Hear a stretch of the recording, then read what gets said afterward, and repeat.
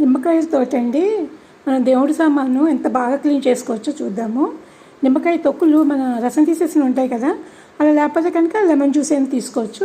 కానీ తొక్కులన్నీ బయట పడేస్తూ ఉంటాం కదా, అవన్నీ ఫ్రిడ్జ్లో పక్కన పెట్టేసుకుంటే ఫ్రిడ్జ్లో ఉన్న బ్యాడ్ స్మెల్ పోతుంది. నెక్స్ట్ ఏంటంటే అవి కొంచెం బాగా ఎక్కువగా అయిన తర్వాత వాటిలో ఏంటంటే నా దగ్గర ఏంటంటే ఒక 25 నిమ్మకాయల డిప్పలు ఉన్నాయండి. వాటి 2 కప్పులు ఉప్పు, 2 కప్పులు శనగపిండి వేసేసి మిక్సీ పట్టేశాను అనమాట. ఇదేంటంటే రవ్వలాగే పట్టేసుకుంటే ఇదే మనకి ఎలా పనిచేస్తుందంటే తోమడానికి కూడానండి చక్కగాను స్క్రబ్బర్ లాగా పనిచేస్తుంది.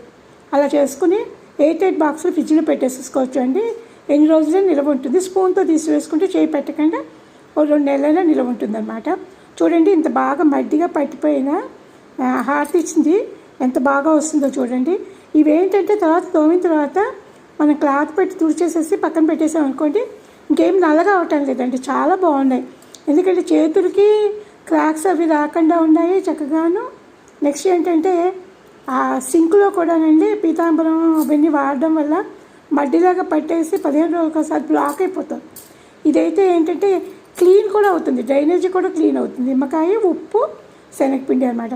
మనం ఏంటంటే దేవుళ్ళని తోముకునేటప్పుడు కూడా అమ్మవారికి నలుగు పెట్టినట్టుగా భావించవచ్చండి. చక్కగా అందులో శనగపిండి ఉంది.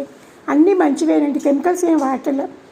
వంట సోడా వాడుకోవచ్చు, కానీ వంట సోడా వాడడం వల్ల ఏమవుతుందంటే కొంచెం సేపటికి నల్లగా అయిపోతుంది అనమాట. అది కెమికల్ కదా, దానివల్ల మరి వాడాలి అనుకుంటే కనుక రేపటికి పర్వాలేదు అనుకుంటే వాడుకోండి. కానీ ఇదైతే అల్టిమేట్ అనమాట, బాగుంది. నాకైతే ఇది బాగా సాటిస్ఫాక్షన్ ఇచ్చింది. అసలు ఏమీ పాడవటంలా. దేవుళ్ళని తోగితే కనుక ఒక 4 రోజుల దాకా అలాగే ఉంటున్నాయండి. చాలా బాగుంటున్నాయి అన్నమాట, మంచిగా వచ్చేస్తున్నాయి.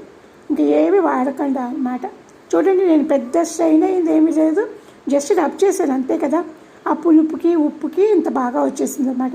కాబట్టి మీరు మాత్రం వాష్ చేసేసుకున్న తర్వాత క్లాత్ పెట్టి తుడిచేసేయండి. లేకపోతే ఏమవుతుందంటే ఆ వాటర్ అంతా మార్కుల కింద పడిపోయి మళ్ళీ గీతల కింద కనబడుతుంది అనమాట.